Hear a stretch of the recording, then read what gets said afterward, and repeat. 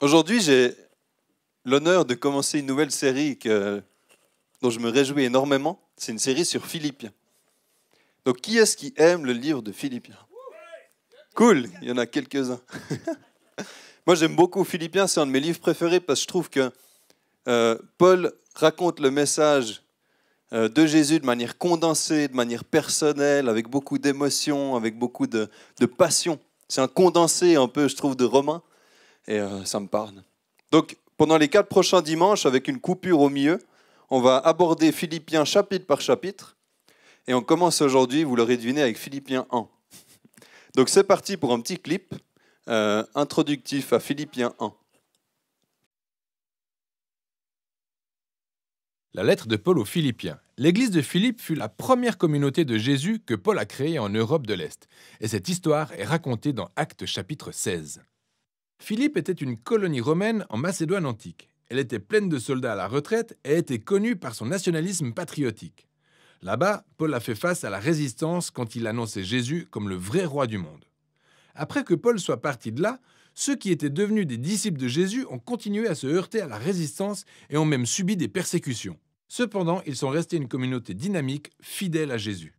Paul a envoyé cette lettre lors d'un de ses nombreux séjours en détention pour des raisons purement pratiques. Les Philippiens avaient envoyé un de leurs membres, Épaphrodite, apporter un cadeau financier à Paul pour le soutenir en prison.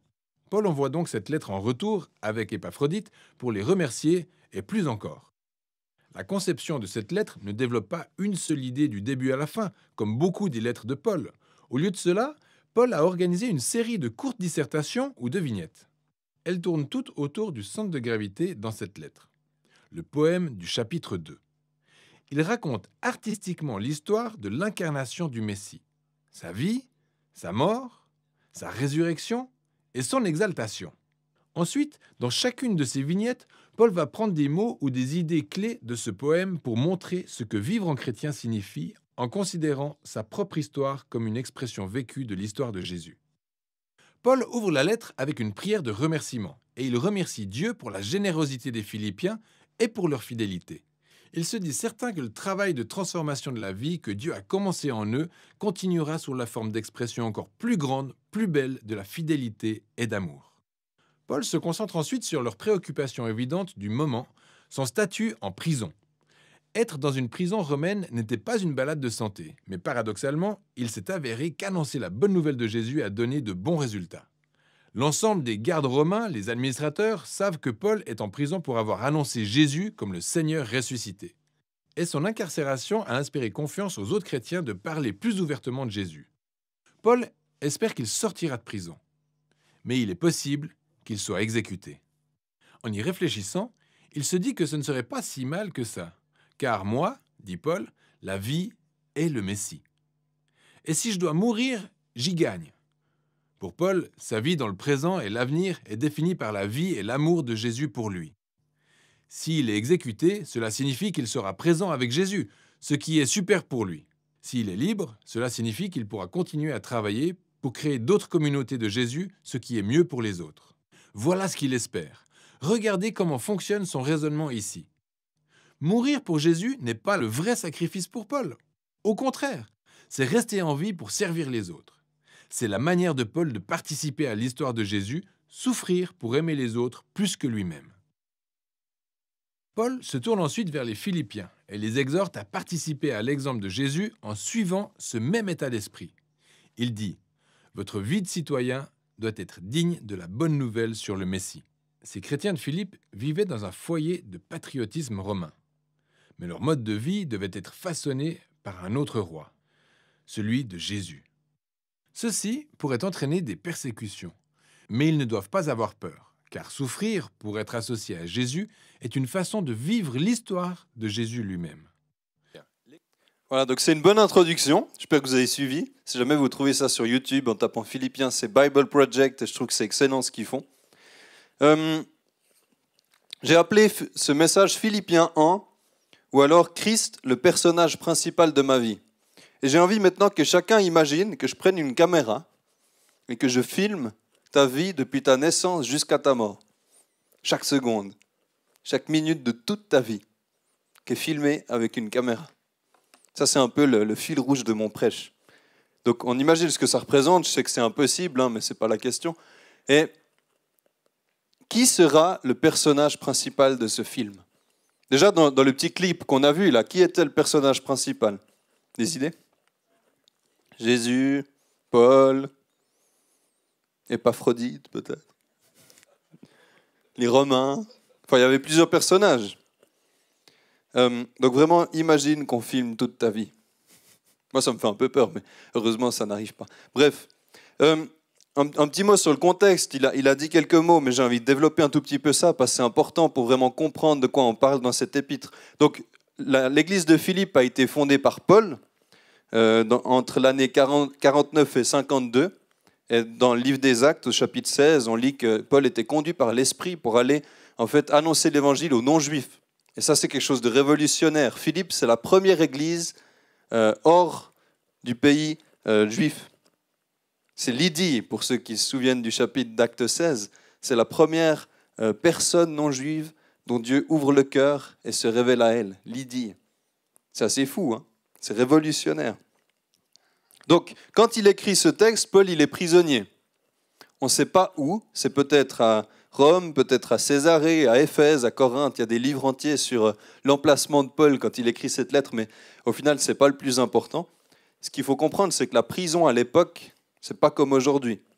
Donc déjà, aujourd'hui, la prison, c'est rude. Hein. Mais, je ne suis pas allé, je ne sais pas, mais j'ai un ami qui est aumônier de prison, puis il me raconte que ce n'est pas évident. Mais à l'époque, c'était encore autre chose. Et on reviendra là-dessus, parce que les Philippiens ont envoyé un don à Paul, en gros pour qu'il puisse vivre en prison. Et puis la date d'écriture de cet épître, c'est entre 50 et 65, ça fait une petite fenêtre. Et traditionnellement, on dit que c'est l'année 60 ou 61, mais encore une fois, on n'a pas de preuves, et puis c'est lié au lieu où ça a été écrit, on ne sait pas. Bref. Pourquoi Paul écrit? Il dit une raison, c'est pour renvoyer Épaphrodite et puis remercier les Philippiens de leur don. Épaphrodite, il était gravement malade, il a failli mourir. Et donc, Paul voulait aussi le renvoyer pour qu'il puisse se réjouir avec ses amis à Philippe, sa famille, qui sont encore vivants. Il envoie aussi pour donner des nouvelles, parce que les Philippiens ont prié pour Paul. Ils savaient que Paul était en prison, ils ont prié, ils lui ont envoyé ce don. Et il leur donne des nouvelles de lui parce qu'il les aime, en fait. Paul, il a créé cette église, il a sûrement passé des mois et des mois avec eux à créer quelque chose. Et il avait un grand amour pour eux. D'ailleurs, on le lit dans les versets. Il y a plusieurs endroits, notamment dans la toute première partie, où Paul dit son affection pour les Philippiens. Il veut aussi recommander Timothée. Et puis, il y a aussi, bien sûr, des motivations pastorales et doctrinales. Donc d'expliquer en fait l'évangile. Ça, c'est aussi une motivation de l'écriture de l'épître. Bon, voilà, c'était le petit moment introductif. J'espère que vous avez suivi. Et un des principaux thèmes de ce premier chapitre, c'est vivre pour Christ versus vivre pour soi. Ou qu'est-ce que ça signifie concrètement de vivre pour Christ? Qu'est-ce que ça signifie pratiquement dans la vie de tous les jours de mettre Jésus-Christ au centre de notre vie? C'est le but, hein. Moi c'est mon but de mettre Dieu au centre de ma vie. J'espère que c'est le vôtre aussi. Mais qu'est-ce que ça veut dire concrètement? Et en fait, je remarque dans ma vie chrétienne que plus j'avance, plus je remarque que c'est compliqué.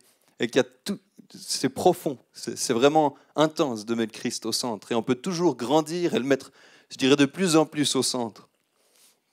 Et puis Paul, c'est un exemple de ça, mais il faut comprendre qu'en écrivant ça, Paul, il se lève en fait contre l'individualisme, contre la société telle qu'elle était à l'époque. Parce que ça, en fait, dans ce chapitre, Paul, il explique quelque chose de complètement contraire à notre logique, en tout cas d'aujourd'hui. Je ne sais pas qu'est-ce qu'il en était de l'époque, mais c'est un retournement de pensée complètement, énorme, drastique.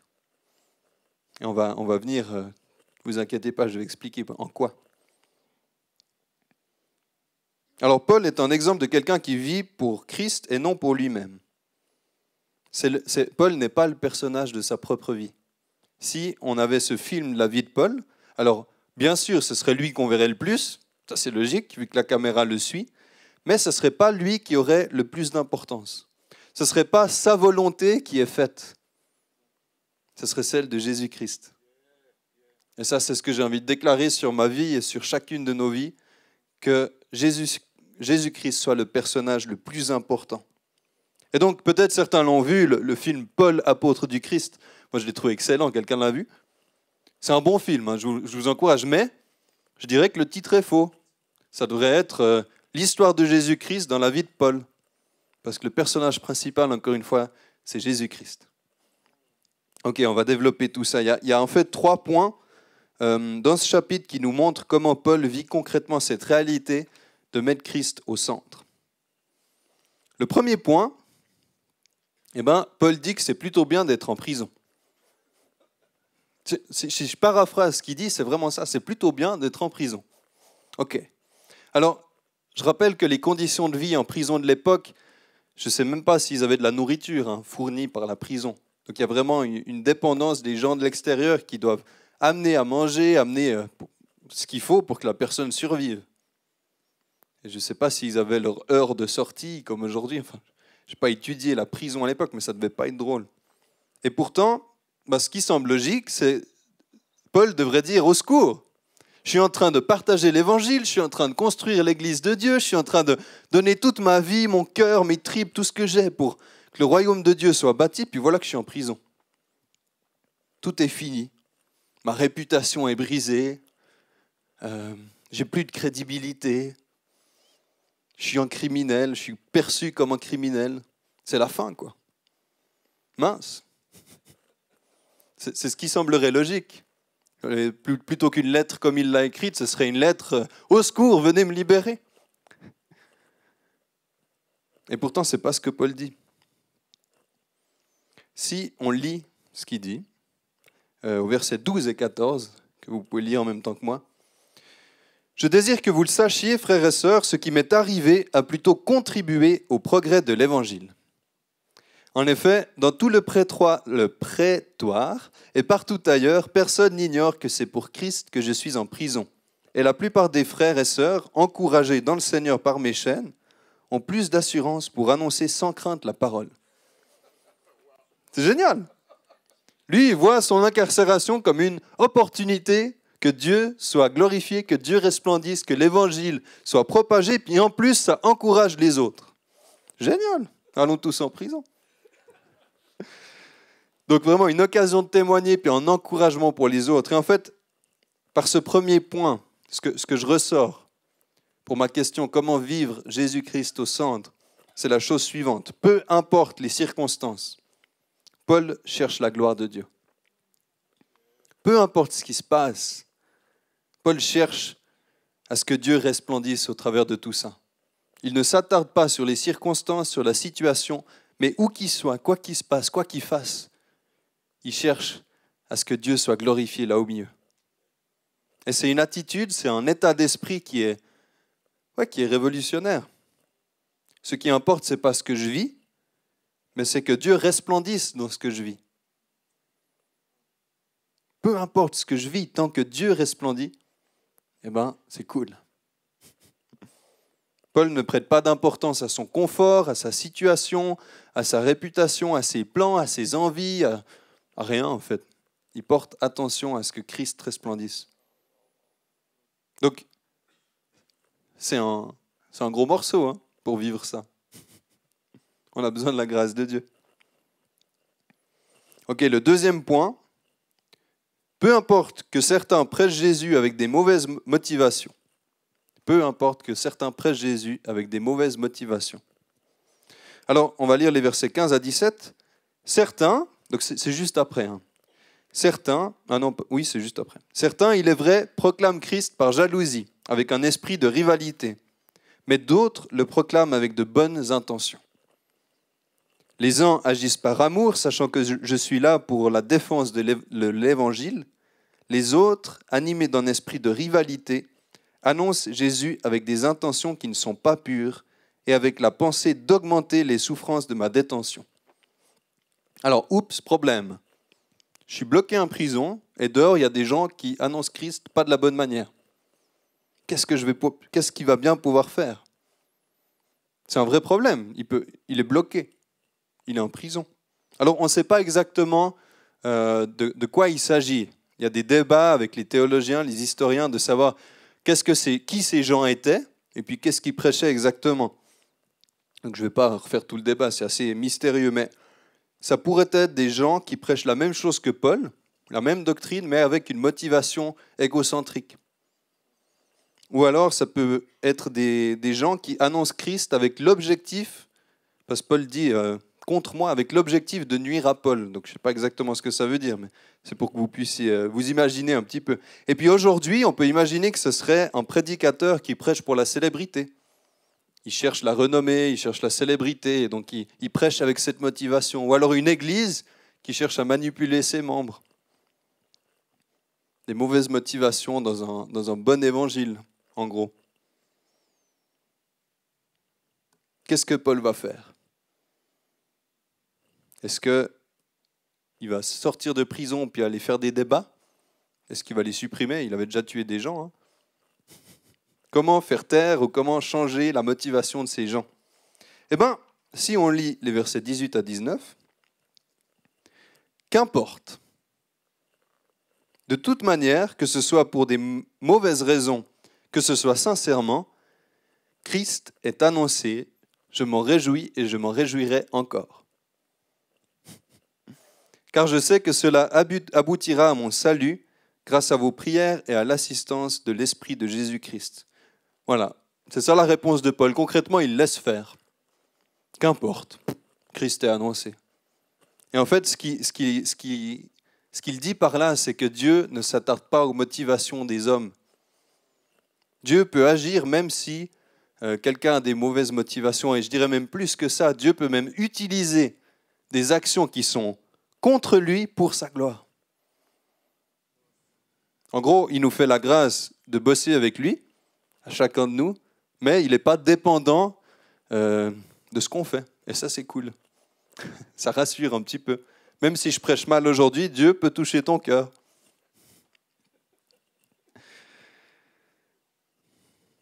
Alors, aujourd'hui, quand on entend un mauvais prêche ou un truc sur lequel on n'est pas d'accord, est-ce qu'on juge ou est-ce qu'on se réjouit qu'au moins Dieu soit prêché? Je ne sais pas où mettre le curseur, parce que des fois, c'est vraiment... Bref.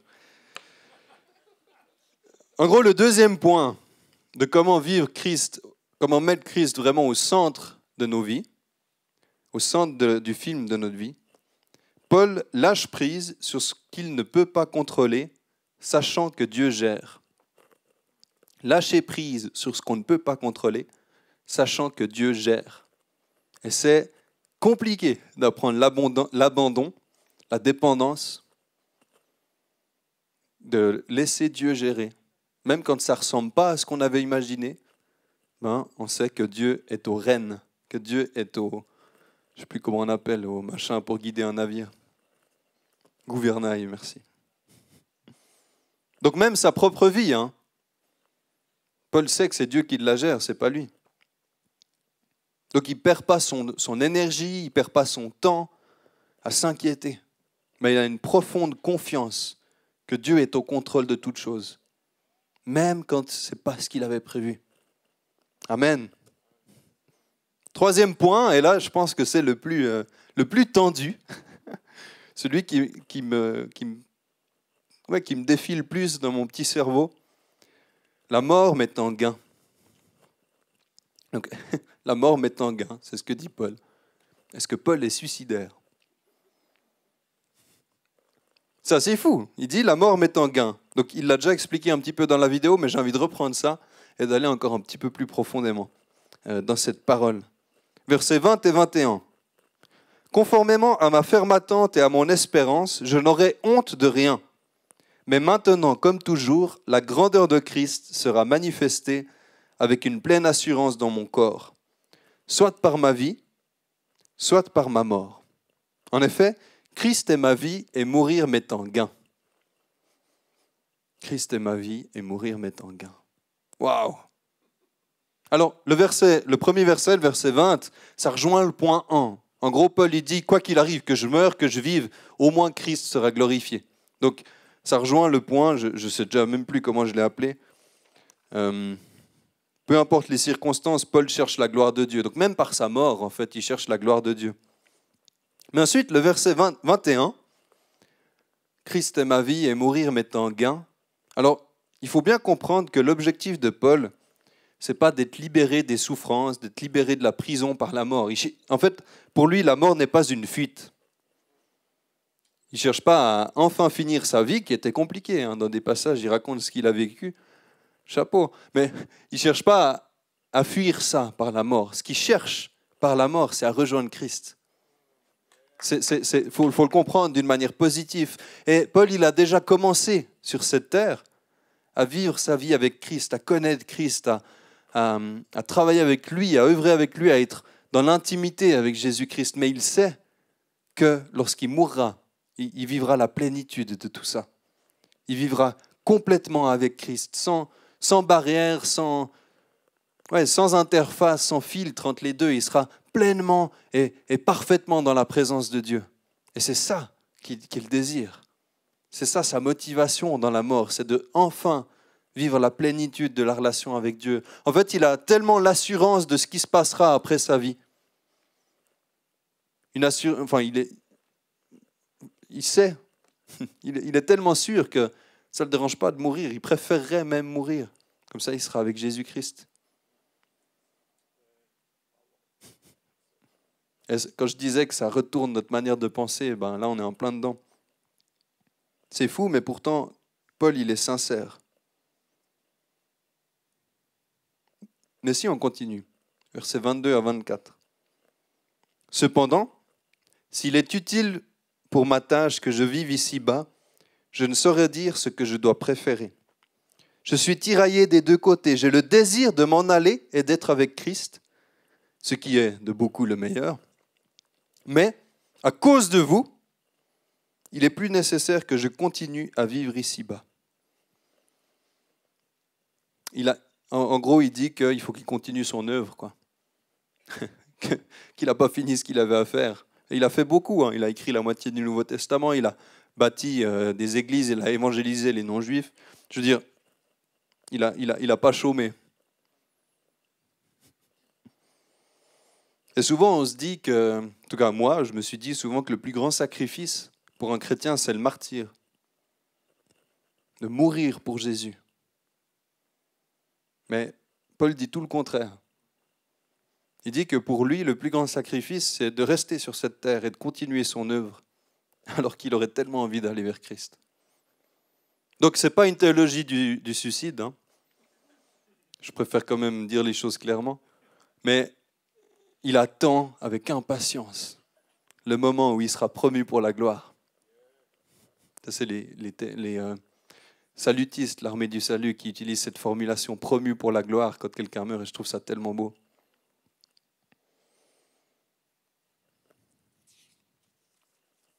Alors, comment tourner ce... Ah non, il y a encore un verset. Versets 25 et 26. « Persuadé de cela, je sais que je resterai et demeurerai avec vous pour votre progrès et votre joie dans la foi. Grâce à mon retour auprès de vous, vous aurez alors dans ma personne une raison d'éprouver encore plus de fierté en Jésus-Christ. » Donc Paul sait qu'il devra encore attendre un petit peu avant d'aller dans la plénitude auprès de Jésus-Christ. En fait, là où je vais en venir, je dois juste encore dire ça avant. On voit dans ces paroles qu'il ne suffit pas de créer des églises. Parce que Paul, il l'avait fait, ça. Je veux dire, il avait déjà créé beaucoup d'églises, converti beaucoup de monde. Mais lorsqu'il dit ça, on comprend qu'il ne s'agit pas seulement de convertir, mais aussi d'accompagner. Une église, elle doit grandir en nombre, mais parce que Paul dit ici, on comprend qu'elle doit aussi grandir en maturité. Et c'est ça notre mission, amener les gens à Christ, mais pas les laisser tout seuls. Les accompagner dans leur chemin avec Christ pour qu'eux aussi ils puissent amener les gens à Christ. Et même là, on voit ça en fait. On n'a rien inventé. Christ l'a dit, Paul l'a vécu, et on cherche à le vivre. Donc le point 3, celui qui me défie le plus, la seule motivation suffisante pour Paul de rester sur terre est de construire le royaume de Dieu. Pourtant, il préférerait aller vers Christ. La seule motivation suffisante pour vivre, pour continuer sa vie, c'est la gloire de Jésus-Christ. La construction de son royaume, de répondre à son appel, d'accomplir ce qu'il demande. La seule motivation de la vie sur terre, c'est la gloire de Jésus-Christ. Donc on pourrait voir un quatrième point, mais je ne vais pas le développer. Dans la fin là, du passage, ce serait unis pour combattre et souffrir. Dans le sens que Paul montre l'importance du corps, l'importance de l'équipe. Je ne vais pas le développer, vous pouvez y réfléchir par vous-même. Mais en conclusion, le personnage principal de la vie de Paul, c'est Jésus-Christ. C'est lui qui est élevé, c'est lui sur qui on met l'importance, c'est lui qui décide, c'est sa volonté qui est faite. Alors, pas au début de la vie de Paul, jusqu'à sa conversion, c'était tout le contraire. Mais il y a eu un tel changement que Christ est devenu le personnage principal. Comment est-ce qu'on le voit ? Peu importe les circonstances, Paul cherche la gloire de Dieu. Paul lâche prise sur ce qu'il ne peut pas contrôler, sachant que Dieu gère. Et puis troisièmement, la gloire de Jésus-Christ est la seule motivation suffisante pour Paul de continuer à vivre. En fait, quoi qu'il arrive et quoi qu'il traverse, il ne cherchait pas à s'en sortir le mieux possible, à être le plus confortable, le plus quoi que ce soit possible, mais il cherchait à ce que Dieu resplendisse. Ce qui compte, c'est que Jésus resplendisse, qu'il soit glorifié. Alors, et nous, et toi, et moi, où est-ce qu'on en est dans tout ça ? Est-ce que je peux dire, peu importe les circonstances, mon seul objectif, c'est que Dieu soit glorifié ? Est-ce que je peux dire, je lâche prise sur tout ce qui se passe, sur tout ce que je ne peux pas contrôler, en sachant que Dieu gère ? Est-ce que je peux dire que ma seule motivation pour vivre encore sur cette terre, c'est la gloire de Jésus-Christ ? J'ai envie de déclarer, pour qu'on soit les personnages secondaires de nos propres vies et que Dieu soit le personnage principal, j'ai envie de déclarer ce verset dans Philippiens 1:6 qui se trouve avant tout ce que j'ai dit et qui est tellement puissant, tellement profond. Paul affirme dans sa prière, « Je suis persuadé que celui qui a commencé en vous cette bonne œuvre la poursuivra jusqu'à son terme, jusqu'au jour de Jésus-Christ. » Amen. Je suis persuadé que celui qui a commencé en vous cette bonne œuvre la poursuivra jusqu'à son terme, jusqu'au jour de Jésus-Christ. Donc la bonne nouvelle pour nous, c'est que oui, nous devons être intentionnels, oui, nous devons chercher à vivre tout ça, mais c'est Dieu qui agit. C'est Dieu qui nous donne de le vivre. Seigneur, merci pour ta grâce. Je te prie que tu viennes nous révéler encore plus ton écriture, ta parole ce matin. Et je prie qu'on puisse vivre tout ça, Seigneur, par ta grâce. Ça paraît tellement immense qu'on remarque à quel point on a besoin de toi, Seigneur. Mais je t'en prie, viens toucher nos vies. Viens nous confondre. Viens nous montrer, Seigneur, ta gloire, la profondeur de ta gloire. Et que tu sois notre seule motivation. Qu'on apprenne à te faire confiance. Et que notre seul objectif, ce soit que tu resplendisses, Seigneur. Viens et resplendis dans nos vies, jour après jour. Seigneur, on désire que tu sois le personnage principal de nos vies. Alors viens prendre cette place. Même si parfois c'est dur, même si parfois ça fait mal. Seigneur, viens prendre cette place au nom de Jésus-Christ. Amen.